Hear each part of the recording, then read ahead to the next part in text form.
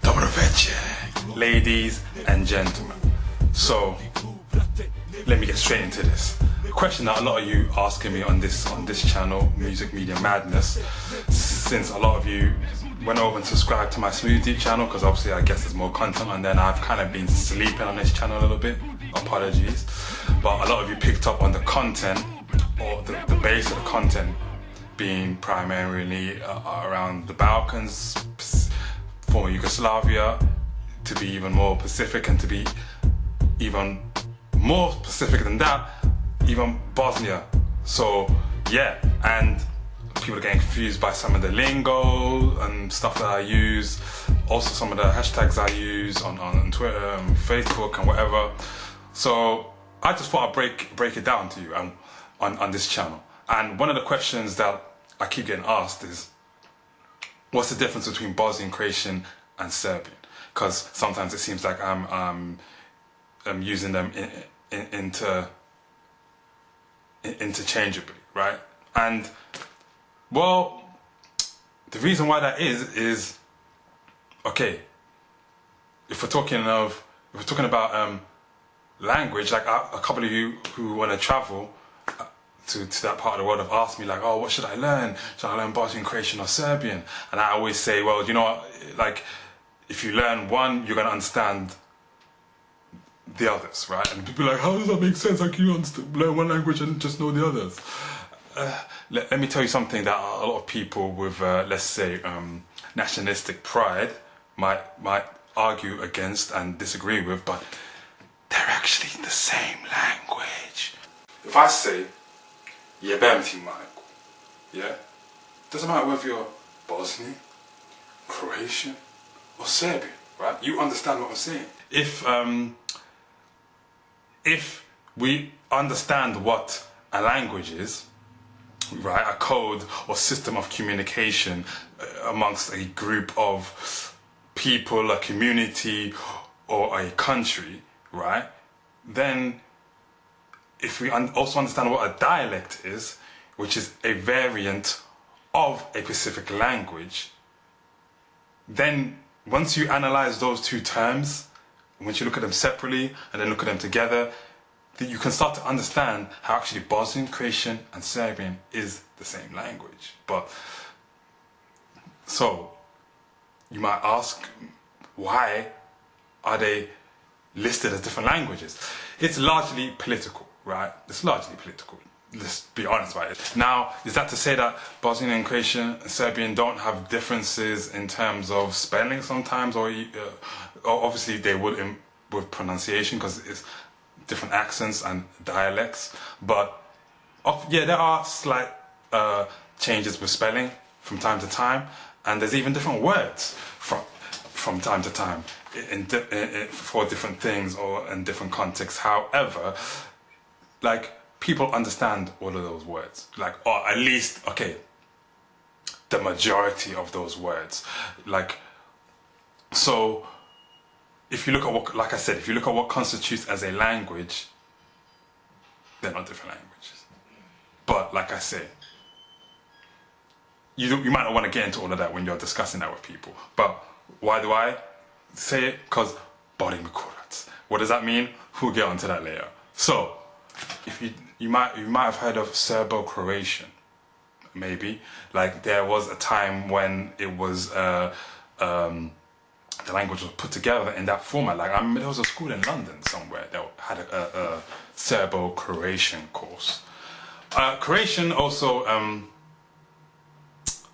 can be confusing. Every time I come back to Croatian, it's like there's new words. There's always new words. But it's like, I don't know, in my opinion, it's attempt to differentiate itself even more.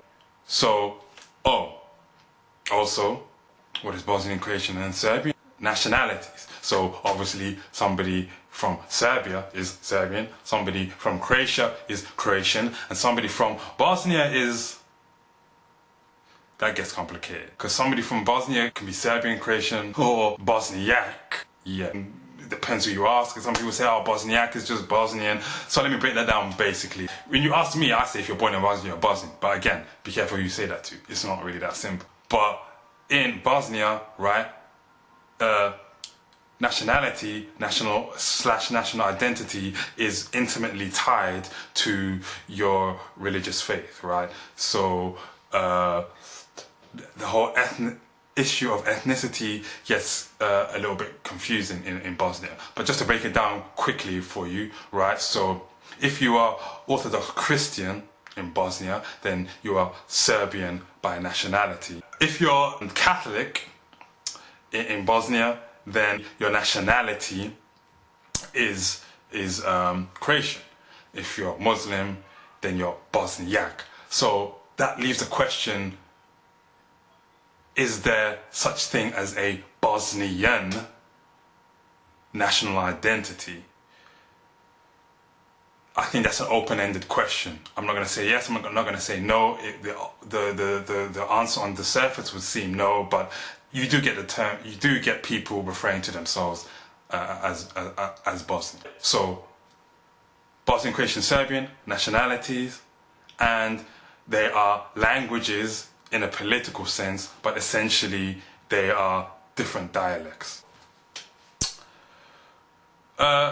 Also, some of the stuff you might notice, like, when I'm getting frustrated and stuff, I swear a lot in Bosnian, or Croatian, or Serbian, whichever you want to call it, right? One of the most common things I say is Koji kurat, koji kurat, koji ti kurat, koji kurat, koji kurat. People ask me, what the fuck is koji kurat? And that is such a beautifully ironic question, because what is koji kurat? What the fuck is koji kurat? Koji kurat is what the fuck. Then people go, what? It's what the fuck, but it's only 2 words, koji kurat. Okay, so koji kurat as an expression means what the fuck.